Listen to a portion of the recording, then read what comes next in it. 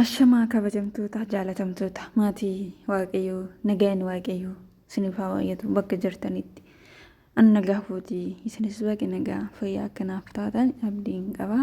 Akkasumas immoo hordoftoota maatii kiyya kan taatanii warroonni laayikii sheerii koomentii naa keessanii jalqaba irratti isin galateeffachuun barbaada. Galatooma ulfaadhaa wal gargaaruun keenya akkanumatti itti hafuuf isiniin jedha obboloota koo. Arras immoo viidiyoo haaraadhaanii deebinee dhufnee wal arginee jirra. Inni akkas isiniin jedha dhugaa dubbachuuf jennaani warra na jajjabeessaa jirtan galatooma isiniin jedha obboloota kiyya. Har'a immoo jireenya biyya ormaa keessatti mee maal hojjennee yookiinis immoo akkasuma viidiyoo walaloo gabaabduu xiqqoo takka waa'ee ijoollee biyya ormaa keessa hojjennu ijoollee biyya arabaa keessa hojjennu jechuudha irratti xiqqoo haasa'uudha barbaade. Innaa dhugaa dubbachuuf jennaan nuti jireenya biyya ormaa keessatti waan baay'ee bu'aa ba'ii hedduu keessa dabarree kaan nuuf mijata kaan nuuf mijatu waan baay'ee keessa hojjenne kan gateetti argannu kan qarshiitti argannu jechuudha.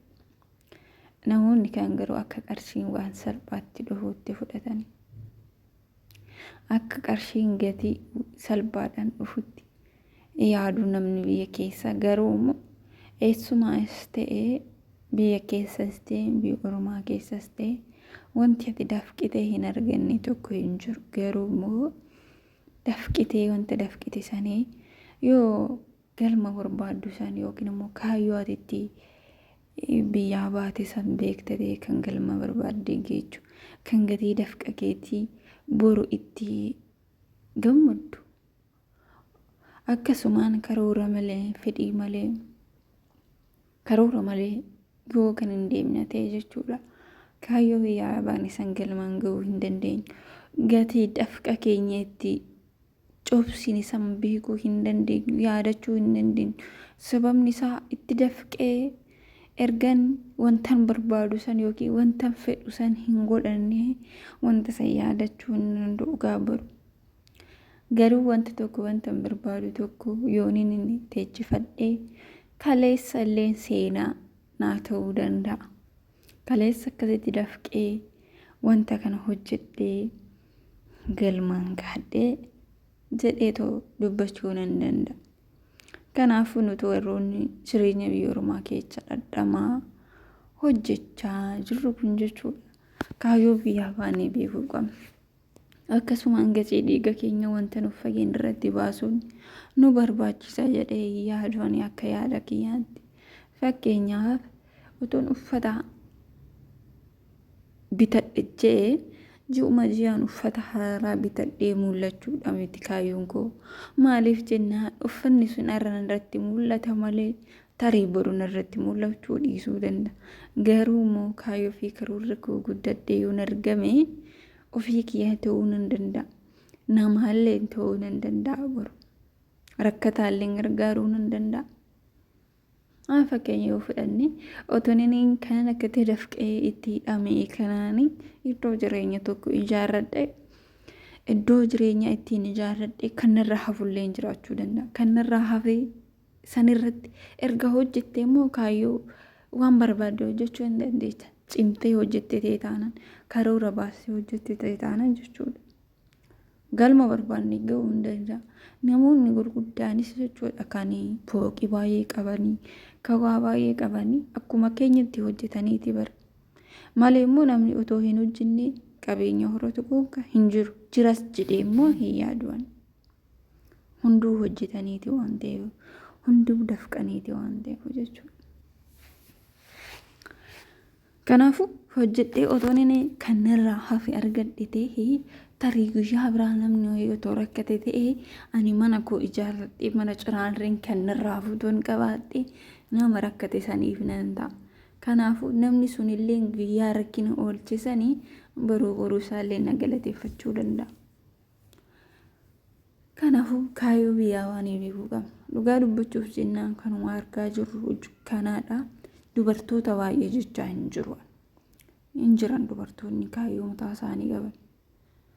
Hin jiran dubartoonni kaayyoo isaanii kan galmaan ga'an. Akkasumas immoo kanneen kaan jechuudha kan kaayyoo isaanii dagatanii kan miidiyaa adda addaa irratti waan hin taane kan biyya isaanii ba'anii asitti waa'ee isaanii rakkachaa jiran of to'achuullee hin dadhabanii kana osoo hin taane garuu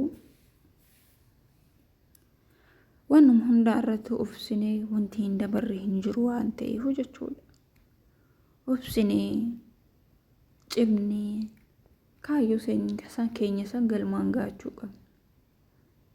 Namni obsee immoo obsa isaatiif gatii hin argata waan ta'eef jechuudha. Jireenya nutti hammaatus maatii yaannus biyya yaannus innaa wanti godhamu hin jiru. Kaayyoo biyyaa waan beekne kaayyoo keenya galmaan ga'anne jireenya waaqayyoon keenya jechuudha eebbisee jireenya hagana hin jiraattan hin jedhamu fedha fayyee waaqayyoo ta'e hin jiraatan. Sanaafuu garuu namni kaan gatii isaallee kan fakkeenyaaf amma yeroo ammaa kana keessatti kan baratame baay'een isaa jechuudha. Kanuma argaa jirru kanaadha. Si jaaladhaa yookiin immoo siifan du'aa siin jedha namni tokko sitti hin dhiyaata. Achi booddee biyaasi torbee lama yookiin torbee tokko ol sitti naasa. Ani kanan argeedha dhugaa dubbachuuf jennaani. Beqqash jalqaba duraa lubbuutii ijootii garaatii beqqash wantoota baay'ee siin jedhama. Achi booddee qanii 2-3 qanii 4 yoo si waliin haase sanaa booddee biizitaa maaliif biizitaa ta'e jettee yoo gaafatte harmee koodhana jalaa dhukkube harmee tiyya takkastee siin jedhan. Sababni isaa immoo qarshii akka ati ergituuf waan barbaaduuf haqa isaa sababeeffatee illee garuu nama gargaaruun hin jiraa. Nama rakkate ta'e taanaan nama socho'uu hin dandeenye ta'e taana yoo gargaarre kun waaqayyo biraa hin argan maaliif jennaan nuti hin hojjennu. Fakkeenyaaf namni qaama guutuu hin qabne tokko danda'ee akka kiyyaatti socho'uu hin danda'u. Yoon isa gargaare immoo waaqayyo gooftaraan argadha. Hundumaafuu waaqayyo gooftaan nu gargaaru kaayyoo karoora keenya nama galmaan gaatu waaqayyo nu taasisu. Walaloo xiqqishuu takkan qabaa kallattii dhangira walaloo dasiin dabarsaa walaloo waliin turte gaarii. Walaloo mata duree walaloo koo shamarran biyya ormaa kan jettuudha. Kaayyoo keessaniif jecha garba namaa taatanii hiyyummaa injifachuufis biyya keessanii baatanii hiyyummaa injifachuudhaas biyya keessanii baatanii otumaa dadhabdanii otumaa jabaattanii mudhii keessan hidhattanii ciniinnattanii sirriitti mudhii keessan hidhattanii ciniinnattanii sirriitti haaluma ulfaataa kana keessatti otuma jiraatanii nama tokko ilaalcha gaariin gaafa isaan dhabanii namni tokko ilaalcha gaarii gaafa isiniif dhabanii jecha namaaf bakka hin kennee jabaadhaa obboleewwan koo guyyaa dukkanaa fakkaatu kun ni darbiti gaaf tokko guyyaan dukkana fakkaatu kun ni darbiti gaaf tokko.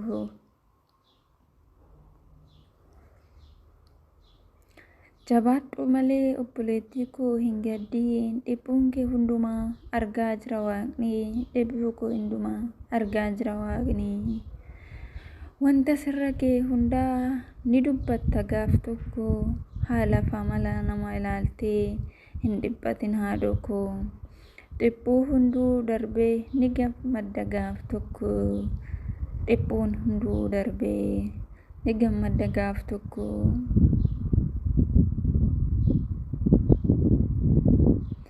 Durba biyya Arabaa jechuun maqaa sin balleessanii durba biyya Arabaa jechuun maqaa nu balleessanii jechoota siif hin malleen gaafa si waamanii maaliif jettee hin dhiphatin siif gaariin yaaduu namni maaliif jettee hin dhiphatin siif gaariin hin yaadu namni.